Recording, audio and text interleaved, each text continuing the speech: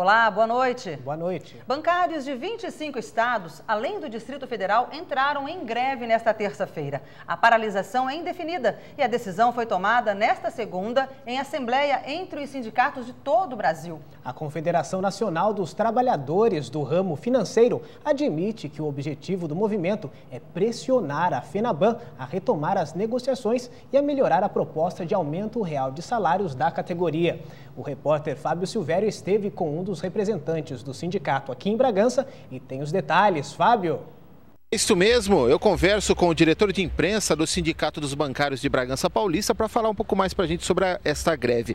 Como é que está se desenvolvendo a greve aqui em Bragança? Bem, nesse primeiro dia de greve, nós tivemos bastante tranquilidade, uma greve pacífica, como os trabalhadores normalmente trabalham. Então hoje todas as agências começaram fechadas, a gente está também em Atibaia com praticamente todas as agências fechadas, apenas o Bradesco abriu na metade do dia, mas a tendência é que amanhã a gente consiga ampliar um pouco mais. As outras cidades da região também aderiram à greve? Sim, tem diversas cidades aqui da região de Jundiaí, próximo a Guarulhos, Mariporã, que já aderiram. Aqui na nossa região, só Bragança e Atibaia, mas a tendência é que a partir do dia de amanhã, cidades como Piracaia, Joanópolis e Pinhalzinho também venham a aderir ao nosso movimento. Quais são as reivindicações dos trabalhadores e o que vocês receberam de contraproposta? Nós estamos reivindicando 12,8% de aumento, que significa 5% de aumento acima da inflação. Estamos reivindicando um aumento no piso salarial, queremos um piso melhor. Queremos mais contratações para que dentro dos bancos nós tenhamos mais pessoas para atender a população. E também queremos que os bancos não cobrem tantas metas dos seus trabalhadores, obrigando a gente a ficar vendendo o tempo todo produtos que nem sempre a população necessita. E a contraproposta dos bancos foi apenas 8% de reajuste, o que significa um aumento real de apenas 0,5%. Então, muito aquém daquilo que a gente quer, não falou nada sobre participação nos lucros, não falou nada sobre o piso salarial, nada sobre mais contratações. Tem previsão de quando serão as próximas negociações? Não, até o momento a Federação dos Bancos, a FENABAN, não se manifestou, não chamou ainda para uma negociação. O Comando Nacional dos Bancários, que coordena a negociação, está de plantão. Assim que a Federação dos Bancos e os donos dos bancos quiserem, nós estamos prontos para negociar. Muito obrigado. Voltamos aos estúdios. Bom, e segundo a Confederação Nacional dos Trabalhadores do Ramo Financeiro, o lucro dos 6 maiores bancos do país subiu, em média, nos últimos 2 anos, cerca de 20%. A FENABAN condena a paralisação e afirma que apresentou proposta que prevê reajuste. Em relação ao acordo de 2010, na proposta deste ano, os pisos estão acrescidos em mais de 25% e os salários em 16%. A federação admite negociar até o acordo ser alcançado. 5 rodadas de negociações já foram realizadas e os bancos não avançaram em nada na proposta. Bom, e esta paralisação dos bancários vem agravar ainda mais a situação de muitos consumidores. Isto porque os funcionários dos Correios também estão em greve desde o dia 14 de setembro. E segundo os Correios, 80% dos funcionários não aderiram à greve. Mas no último final de semana, um mutirão foi organizado para entregar quase 10 milhões de cartas e encomendas em todo o país. E para evitar transtornos com multas, o consumidor deve ficar atento às datas de vencimento das contas. A recomendação do Instituto Brasileiro de Defesa do Consumidor é para que o cliente solicite a emissão da segunda via do boleto por meio de fax, e-mail ou pelo site da empresa credora.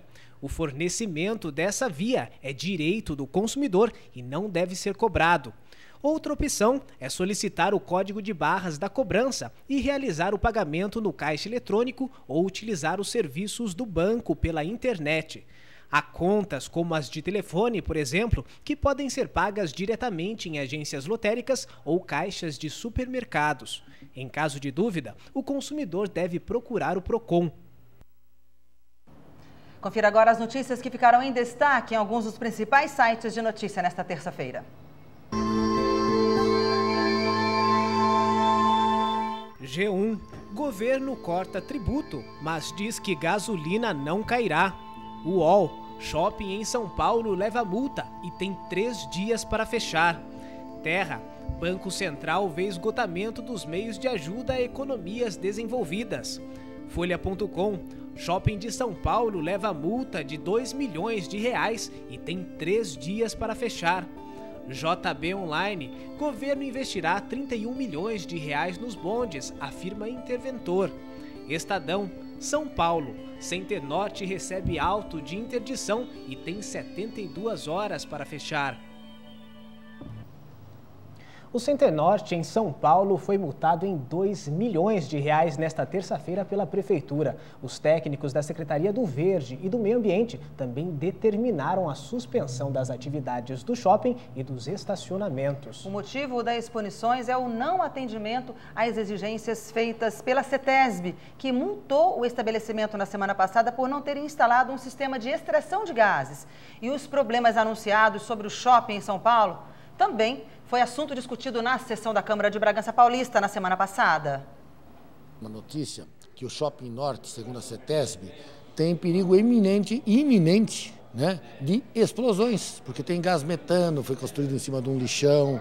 Aí alguém pode perguntar, pô, mas o que vocês de Bragança têm a ver com o Shopping Norte? É evidente, nós temos 80 mil pessoas frequentando por dia o Shopping Norte e muitos bragantinos. Por quê? Porque Bragança Paulista fica a 70 quilômetros de São Paulo e é o primeiro shopping que dá entrada de São Paulo. O Shopping Day e o Shopping Norte.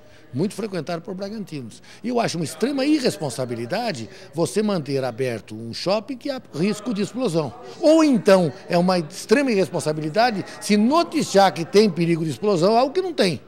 Então nós queremos esclarecimento sobre isso, porque não é brincadeira. Muito bem, o shopping, construído em 1984 sobre um antigo lixão, sofre com a decomposição, como o vereador disse, de material orgânico do subsolo, o que tem jogado gás metano em níveis perigosos para o interior de algumas lojas, segundo os relatórios da CETESB. No dia 16 de setembro, a companhia colocou todo o terreno do Center Norte na lista de áreas contaminadas críticas e disse que havia risco de explosão. De acordo com a CETESB, o shopping tem 72 horas para suspender totalmente as atividades até que o estabelecimento comprove o cumprimento de todas as determinações ambientais. Segundo o Center Norte, um sistema para a extração do gás opera há 40 dias e outros 8 sistemas similares estão sendo instalados em pontos estratégicos. E a seguir, Instituto de Pesquisas Espaciais divulga que a primavera vai ser menos chuvosa neste ano. E ainda falamos sobre a vaidade masculina. Apesar da característica ser mais predominante nas mulheres, o número de homens que cuidam da aparência é cada vez maior. Depois do intervalo.